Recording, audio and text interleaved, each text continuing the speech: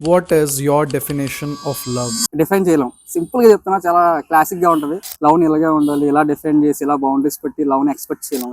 ఈ Valentine's day I don't really agree with it. ఇప్పుడు mothers డేకి ఆ రోజు ఒకరోజు లవ్ చేస్తావు. మమ్మీ పక్కన లేకపోతే నీకు ఎవరు మిస్ అయినట్టు ఫీలింగ్ వస్తుంది బ్రో. అదే ఫీలింగ్ ఎప్పుడు వస్తుంది? ఆఫ్టర్ సమ్ టైమ్ ట్రూగా ఒక అమ్మాయిని లవ్ చేస్తే గానీ ఆ ఫీలింగ్ రాదు. First love is the best love అంటారు కదా. ఫస్ట్ లవ్ అనేది మదర్స్ నుంచే వస్తుంది. లైక్ నా ఫస్ట్ లవ్ స్కూల్లో ఉందంటారు, but I don't really agree with it. And లవ్లో కండిషన్స్ పెట్టొద్దు. మూవీలో ఉంటుంది కదా, ఫిదా మూవీలో ఉన్నట్టు ప్రేమలో కండిషన్స్ పెట్టలేము. కండిషన్స్ పెడితే లవ్ కూడా అవ్వదు. But truly I believe love చాలా ఇంపార్టెంట్. ప్రతి మనిషికి ఒక ఎమోషన్ షేర్ చేసుకోవాలన్నా, కేరింగ్ షేర్ చేసుకోవాలన్నా, ఒక పర్సన్ అని పక్కన ఉంటే చాలా ఒక స్ట్రాంగ్ ఫీలింగ్ ఉంటుంది అనమాట. చాలా మోటివేట్గా ఫీల్ అవుతావు.